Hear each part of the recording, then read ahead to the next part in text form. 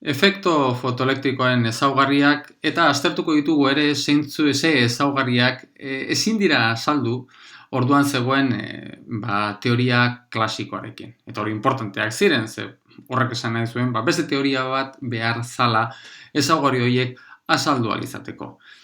Bueno, hementxe daukagu efekto fotoelektrikoarekin lotutako dispositibo esperimentala, eta batez ere hementxe neurtzen dana da amperimetro honek neurtzen den intentsitatea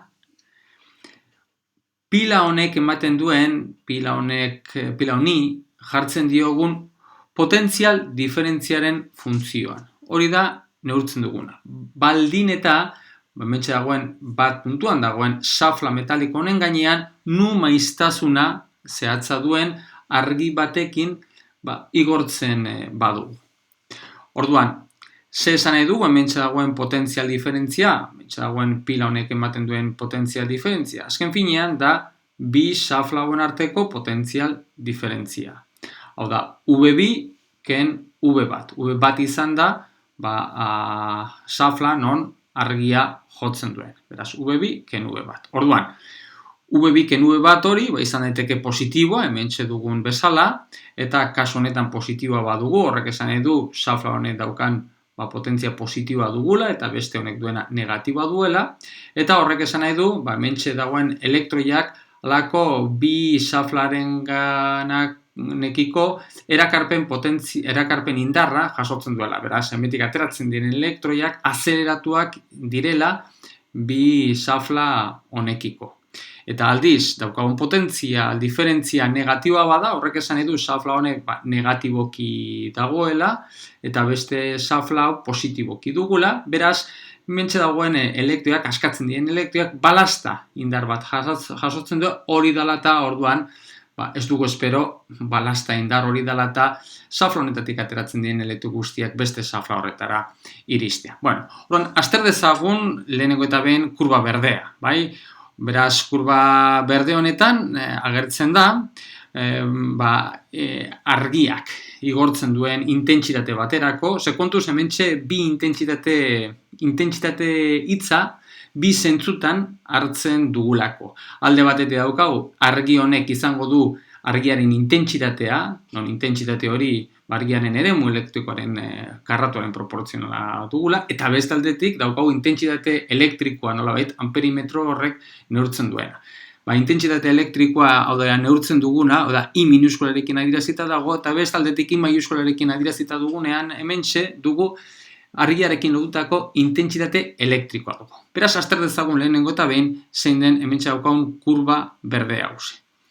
Bueno, kurba berde hau ateratzen da nu baterako eta argiak duen intentsitate elektriko baterako. Bueno, ikusten duzuenez, kurba honetan ikusten dana da, zera dugu.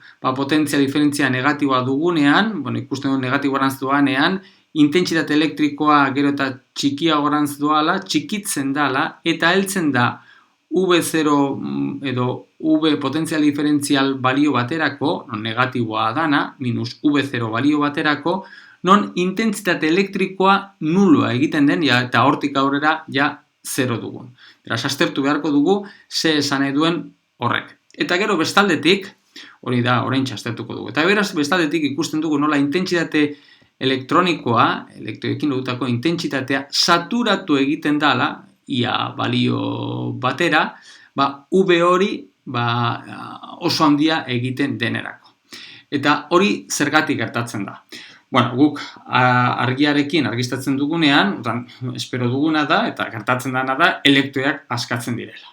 Bueno, askatzen diren elektroi honek, hauek, izango dute, bakoitzak energia zinetiko diferentea. Hasieran izango dute energia zinetiko diferentea, eta zer esanik ez, norabide guztietan aterako dira. Batzuk gorantza, beste batzuk berantza, beste batzuk eskerrantza, eta bar. Bueno, orduan, zer esanik ez, printzipioz, danak ez dira helduko dagoen beste xafla honetara. Baina, hementxe aplikatzen dugun potentzial diferentzia oso handia dugunean, eta honek duen ikurra, xafla honi dagokion ikurra plus badugu, eta besteari dagokion ikurra negatiboa badugu, orduan, elektroi hauek jasatzen duen potentzial diferentzial hori positiboa denerako, beraz jasatzen duen erakarpen indarra, beste xafla joateko oso handia dugunean, orduan bai espero dugula askatzen diren elektro guztiak beste xafla horretara joatea. Eta zer esanik ez joan daitezken elektroen kopurua mugatua dugu. Bakarrik joan daitezke askatu egin diren elektroiak. Eta horrek beraz mugatzen du intentsitate elektronikoaren balioa. Intentsitatearen balioa, perimetro horrek neurtzen duen intentsitatearen balioa, azken finean pasatzen diren elektroen kopuruarekin dago lotuta, eta pasatu daitezken elektroen kopurua maksimoa da hementxe askatzen diren elektroi guztiak, gehiago ezin dira pasatu. Eta baldin eta potentzial diferentzia oso handia dugunean, orduan bai bilduko direla, beste xaflara helduko direla, askatu egin diren elektroi guztiak. Bestela ez, ertainako potentzial diferentzia bat dugunean, orduan batzuk norabide guztietan ateratzen direnez, orduan batzuk ez dira helduko beste xaflaraino. Hori dela eta orduan saturazio balio honekiko V potentzia diferentzia txikiagotzerakoan neurtzen den amperimetro horrek neurtzen duen intentsitatea txikiagoa dugu. Eta ikusten dugu nola potentziala negatiboa denean, horrek esan edu beraz, hementxe daukagun, xafla honetan dugun potentzial diferentzia hause negatiboa dugula, eta beste aldean duguna positiboa dugula, orduan, kasu honetan, bai dugula balasta indar bat. Orduan, balasta indar horrek egiten duena da, beste aldera, iristen diren elektroi guztiak ez heltzea. Batzuk bai helduko direla, eta beste batzuk ez dira helduko. Eta heltzen diren, V negatibo hori, gero eta negatiboa eginez, orduan, heltzen diren elektroien kopurua, gero eta txikiagoa dira. Baina heltzen da, puntu batean, non, lortzen den edo iristen diren elektroien kopurua nuloa egiten den. Eta ze esan edu, ze esangura dauka V0 balio hori, V0 balio kritiko hori. Bueno, V0 balio kritiko horren esangura aztertzeko, kontutan hartu behar dugu, azter dezakegu gertatzen den elektroiak xafla honetara joateko, gertatzen den energiaren kontserbazioa. Oda, xafla horretatik elektroiak askatzen dira, eta askatzen direnean elektroiak askatu egiten dira energia zinetiko diferenteekin. Orduan, askatzerakoan, honek izango dute energia zinetikoa, eta honekin batera baita izango dute xafla batean egonik energia potentzial bat. Energia potentziala da karga, kasuetan -E da elektroien karga, bider puntu horretan duen potentziala. Gero, beste aldeetara, beste xaflaretara joaterakoan, iritsiko dira beste energia zinetiko batekin, eta hortaz gain izango dute, kontutan hartu behar dugu, puntu horretan duten energia potentziala. Bueno, hau pixka bat lantzen badugu, orduan, zer esanik ez, bat horretan, metik askatzerakoan, elektroiak askatu egiten dira energia zinetiko diferenteekin. Hori bai, honetara, zenbat eta elektroien energia zinetiko txikiagoa izan, orduan beste aldera iristeko ahalmena txikiagoa izango dugu. Orduan, zein izango da beste aldera iritsi egingo den azkeneko elektroia V0 balio daukagune potentzial diferentzia minus V0 dugunean, iritsi egingo den elektroia izango da hori non bat xaflatik ateratzerakoan izan duen energia zinetikoa maksimoa zuena. Orduan, hori justu elektroi horretarako aplikatzen badugu, hementxe energiaren kontserbazioa aplikatzen badigu horri, non aplikatzen dugun potentzial diferentzia minus V0 den, orduan bai aztertu dezakegu ze erlazioa dago, hementxe dagoen minus V0 eta elektroiak zeukan, bat xafla horretatik ateratzerakoan, energia zinetiko maksimoa. Horretarako, daukagu T bat hori, daukagu energia zinetiko maksimoa izango dugu, minus T bat, T2 pasatuko dugu bestaldera, baina karo T2 honetara azken iristen den azkeneko elektroia, non potentzia diferentzia minus V0 den, orduan iristen den elektroiaren energia zinetikoa 0 dugu kasu horretan, bere intentsitatea justu 0 egiten dalako. Orduan T2 kasu horretan nulua izango dugu, eta hori izango dugu da berdin minus E V2 ken V1. Beraz, V2 ken V1 minus V0 dugu, beraz, hau beraz, minus V0 dugunez, beraz, hemen geratzen zaigu E bider V0.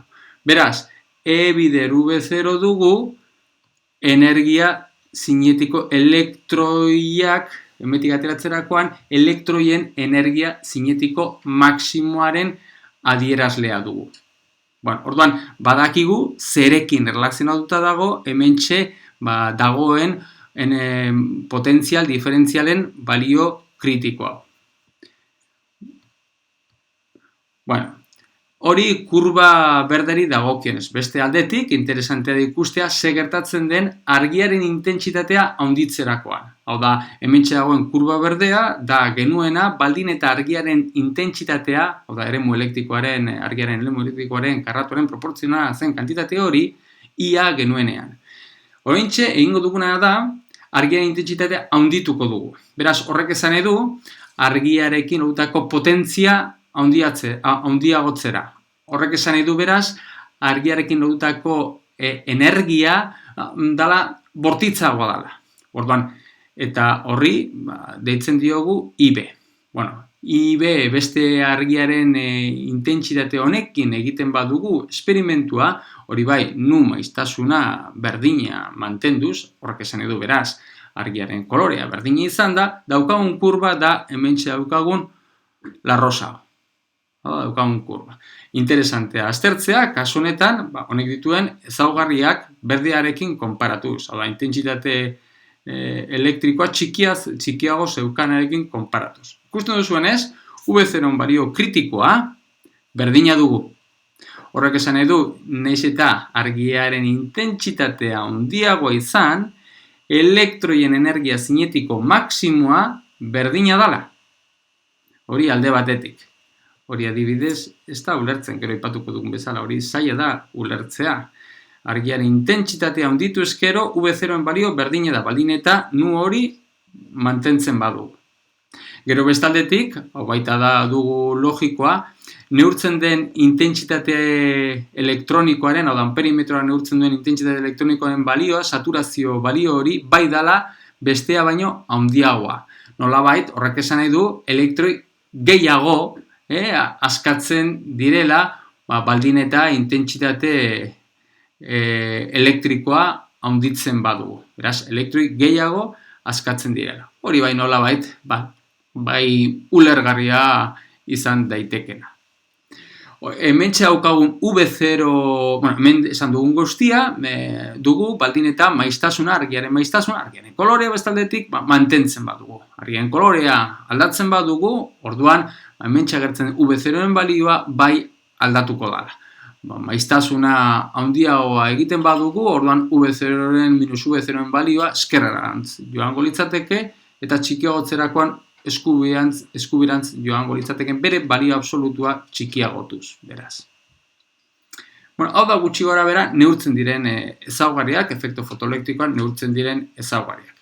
Beraz, azter dezagun oraintze, epatu gunarekin lotuta dagoena, esperimentuekin lotuta dagoena, zeintzu diren, teoria klasikoaren arabera ulergarriak ez diren gauza. Nolabait, 3 puntua dira aipagarriak, efektu fotoelektrikoan ulergarriak ez diren gauzak. Lehenengo eta behin. Elektroiek irabazitako energia zinetiko maksimoa, lehen aipatu duguna, azken finean, hau sebera esan dugun bezala, neurtzen den E bider V0rekin lotuta dagoena, argiaren intentsitatearen independentea da. Hau ez da ulergarria. Eredu klasiko batekin hau ez da ulergarria. Ze, argiaren intentsitatea, esan dugun bezala, eremu karratuaren proportzional dugu. Horren, zenbat intentsitatea handiago izan, horrek esan edu, eremu elektrikoaren modula nolabait, gero eta handiagoa dugula. Beraz, eremu elektrikoaren modua gero eta handiagoa badugu, orduan, eremu elektriko honek elektroien gainean aplikatu den duen indarra gero eta handiagoa izango dugu. Beraz, eremu elektrikoek elektroen gainean egiten duen indarra handiagotzerakoan, beraz gero eta azelerazioa handiago izanek, elektroek irabaziko luketen energia, beraz abiadura, lortuko duten abiadura, eta abiadurarekin lotutako energia zinetikoa handiagoa izan beharko litzateke. Beraz, horrek esan nahi du, teoria klasikoaren arabera, orduan zekiten arabera, argiaren intentsitatea handiagotzerakoan, espero genezakena da elektroek ere bezitako energia zinetiko maksimo hori gero eta handiagoa izan behar dela. Baina ez da hori lortzen zara. Beraz, lehenengo puntua, ulertzen ezen lehenengo puntua badu. Bigarrena. Material bakoitzean badago balio bat, maiztasunen balio bat, efektu fotoelektrikoa ikusteko. Maiztasunen balio kritiko hori, atari maiztasuna deituko dio. Maiztasuna. Orduan, horrek zesan edu.